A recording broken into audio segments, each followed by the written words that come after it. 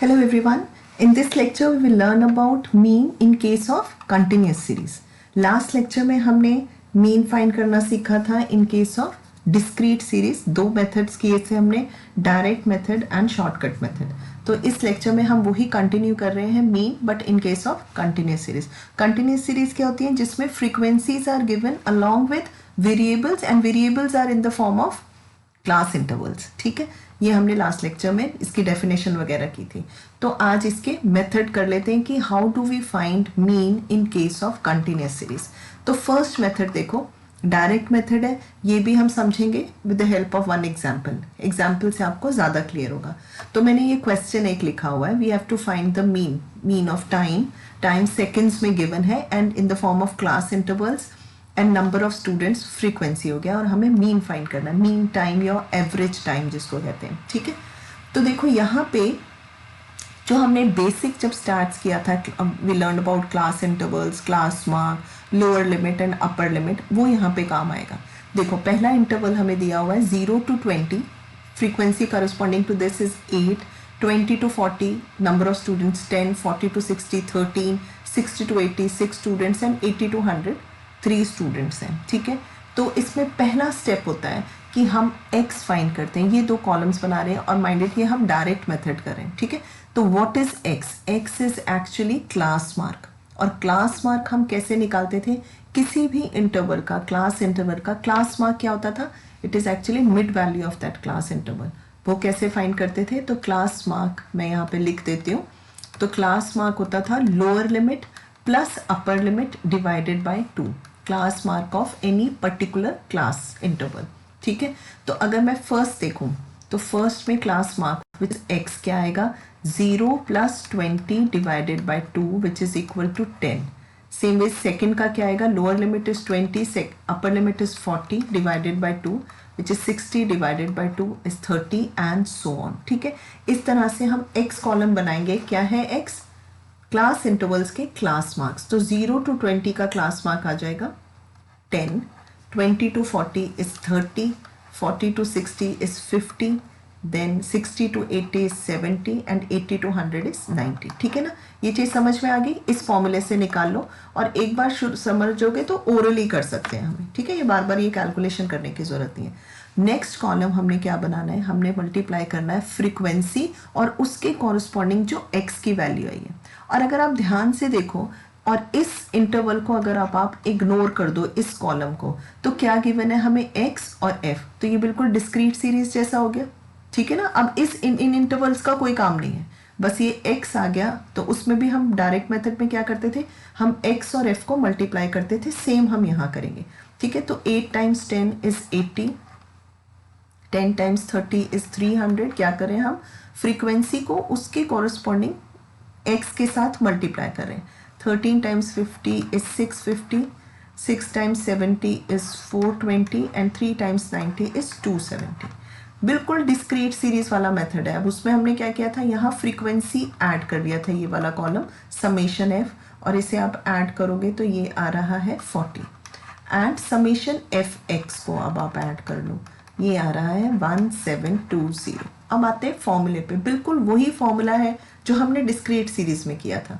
तो mean is equal to summation fx. Summation fx आ गया है 1720 डिवाइडेड बाय समेशन f, सारी फ्रीक्वेंसीज का सम 40. तो इसको सॉल्व कर लें तो ये आ रहा है 4 4 16 43. तो मीन टाइम आ गया. क्योंकि टाइम है सेकेंड्स में दिया है तो एवरेज टाइम इज 43 सेकेंड्स आप लिख सकते हो. ठीक है, पर्टिकुलर इस क्वेश्चन में क्योंकि x जो है वो सेकेंड्स में दिया है. अब सेम क्वेश्चन को अब हम दूसरे मेथड से करके देखते हैं. Second method is shortcut method. Same question है, ठीक है ना, वही है, और क्वेश्चन में अब हम शॉर्टकट मेथड यूज करेंगे. डिस्क्रीट सीरीज में भी हमने शॉर्टकट मेथड किया था, बिल्कुल सेम वही है. इसमें सेम क्वेश्चन, क्लास इंटरवल्स दिए हैं. फर्स्ट स्टेप होता है मुझे क्लास मार्क्स निकालने हैं, सेम जैसे हमने पहले किया था. तो ये 10 आ जाएगा, इसका 30 आ जाएगा, इसका 50 70 एंड 90. अगेन वही बात कि अब आप इसको इग्नोर करो, इस फर्स्ट कॉलम को. अब मेरे पास x है और f है. तो हम शॉर्टकट मेथड में क्या करते थे? हम एक अज्यूम मीन लेते थे. ठीक है, अब ध्यान रखो हमने मीन कहाँ से लेनी है? अज्यूम मीन x वाले कॉलम से लेनी है. क्योंकि हम x का मीन निकाल रहे हैं ना, तो अज्यूम मीन भी तो वहीं से होगी। ठीक है, तो अब इसमें हम अज्यूम मीन, मैं इस पर्टिकुलर क्वेश्चन में सपोज करो मैं ये 50 को अज्यूम मीन ले लेती हूँ। ठीक है, मैंने अज्यूम मीन लिया है यहाँ पे 50।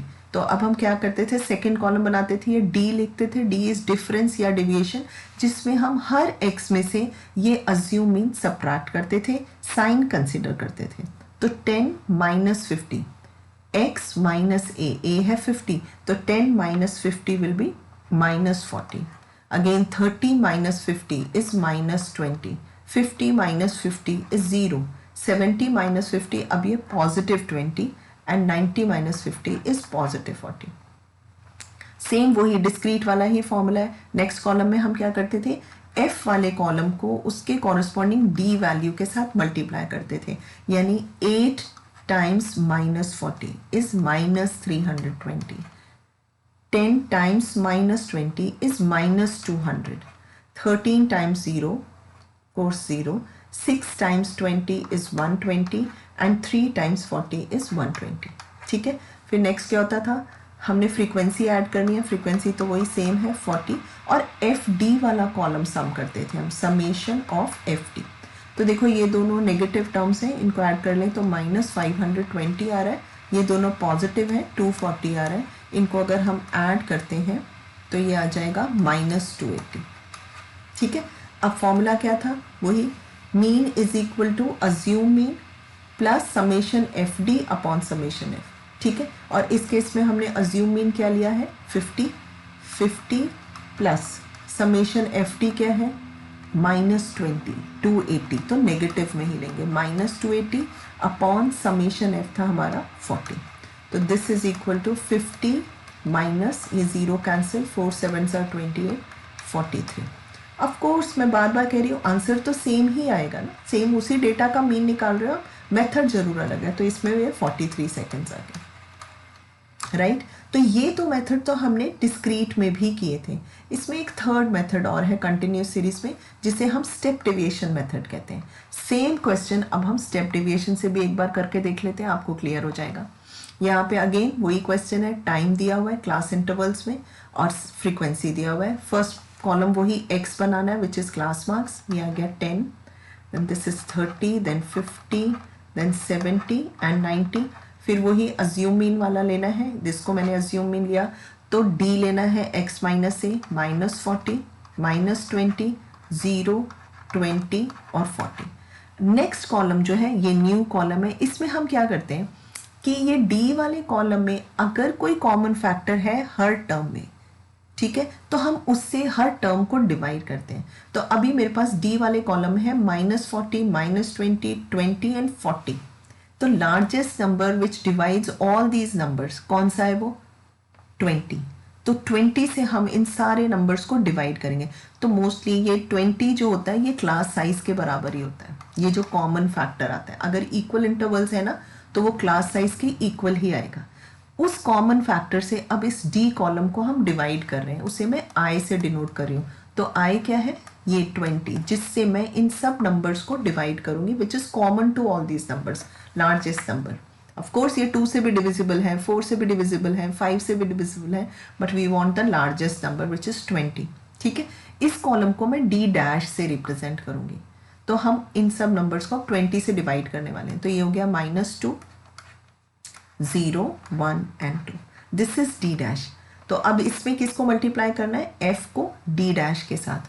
तो 8 times -2 is -16, 10 times -1 is -10, 13 times 0 is 13, 6 times 1 is 6 and 3 times 2 is 6।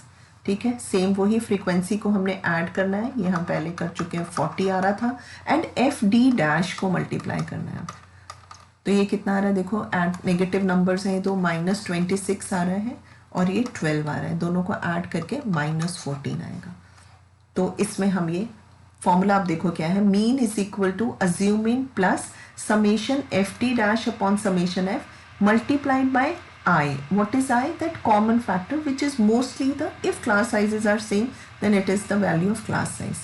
ठीक है, तो A is what, assumed mean, this is assumed mean, and D dash क्या था हमारा, x minus a upon I is the common factor आप ले सकते हो, या आप ये ले सकते हो it is class size also. ठीक है, यहाँ अब ये वैल्यूज पुट कर देते हैं। अज्यूम मीन हमने लिया था 50, समेशन एफ टी डैश आ रहा है -14 अपॉन 40 एंड कॉमन फैक्टर, ये सिर्फ इस टर्म के साथ मल्टीप्लाई हो रहा है। ठीक है, वो कॉमन फैक्टर क्या लिया था हमने 20। इसको सॉल्व कर लो अब देखो, तो दिस इज 2 2 4 2 7 14, तो this is 50 minus 7 is equal to 43, यही आ रहा है। तो ये मेनली 3 मेथड्स हैं हमारे पास। पहला हमने किया है डायरेक्ट मेथड, दूसरा किया हमने शॉर्टकट मेथड, एंड थर्ड जो था इसी का थोड़ा सा मॉडिफिकेशन है, स्टेप डिविएशन मेथड। ठीक है ना, तो क्वेश्चन में आपको फटाफट ये चीज़ रिवाइज कराती हूँ। क्वेश्चन में आपको क्लास इंटरवल्स दिए होंगे और फ्रीक्वेंसी दी होगी, तो हम क्लास इंटरवल्स की हेल्प से क्लास मार्क्स x निकालते हैं। डायरेक्ट मेथड में summation F X upon summation F आ जाता है मीन की वैल्यू, तो हम सिर्फ f इंटू एक्स वाला कॉलम बनाते हैं। शॉर्टकट में assumed mean plus summation F D upon summation F कर लेते हैं। ठीक है, तो यहाँ f और x है हमारे पास, पहले हम d निकालते हैं विच इज x माइनस ए, और f इंटू डी मल्टीप्लाई करते हैं, तो ये 2 कॉलम्स हमें बनाने पड़ते हैं। स्टेप डिविएशन में a plus summation F D dash upon summation f into common factor, यानी f और x है हमारे पास, हम पहले d निकालते हैं, फिर d डैश निकालते हैं और f d डैश मल्टीप्लाई करते हैं। ठीक है ना, इसमें डायरेक्ट f और x मल्टीप्लाई हो रहे हैं, इसमें f इंटू डी हो रहा है और इसमें f इंटू डी डैश। तो ये चीज़ ध्यान रखो कि फ्रीक्वेंसी को ही हम मल्टीप्लाई करें। और एक चीज़ और ध्यान रखना है, क्योंकि हमारे यहाँ नंबर ऑफ कॉलम्स बहुत बन जाते हैं ना, तो ध्यान रखो कभी कभी स्टूडेंट्स गलती से क्या करते हैं, हमें करना है f into D dash 8 times -2, 10 times -1, और गलती से नेक्स्ट में 50 टाइम्स 0 कर देते हैं या 70 टाइम्स 1 कर देते हैं। तो आप ध्यान रखो कि मैं ये वाला कॉलम मल्टीप्लाई करी हूँ और किससे, डी डैश वाले कॉलम से, तो वो कैलकुलेशन इजी करेक्ट होनी चाहिए। तो बेसिकली 3 फॉर्मूला हैं, ऑलमोस्ट मिलते जुलते हैं, तो गलती सिर्फ कैलकुलेशन में होती है जो कि सिंपल मल्टीप्लिकेशन और एडिशन है, उन्हें थोड़ा सा ध्यान से करो तो ये बिल्कुल इजी क्वेश्चन है। फुल मार्क्स आते हैं, 4 मार्कर्स होता है मोस्टली, और डेफिनेटली आता ही आता है ये क्वेश्चन। और फिर एक और बात, अगर क्वेश्चन में स्पेसिफाइड नहीं है तो जिसमें भी आप कंफर्टेबल, अगर आपको डायरेक्ट मेथड इजी लग रहा है कि इसमें कुछ भी नहीं करना है, सिर्फ एक ही कॉलम बनाना है, तो आप डायरेक्ट मेथड करो। ठीक है ना, अगर आपको स्टेप डेविएशन इजी लगता है आप स्टेप डेविएशन करो, लेकिन अगर क्वेश्चन में स्पेसिफाइड है कि find mean of this data using step deviation method, तो आपको स्टेप डेविएशन ही यूज करना है, अदरवाइज मार्क्स कट हो जाएंगे। ठीक है, इससे रिलेटेड कुछ और क्वेश्चंस जो हैं वो हम नेक्स्ट लेक्चर में कवर करेंगे। Okay, And don't forget to like, share and subscribe to our channel which is schoolguru.net.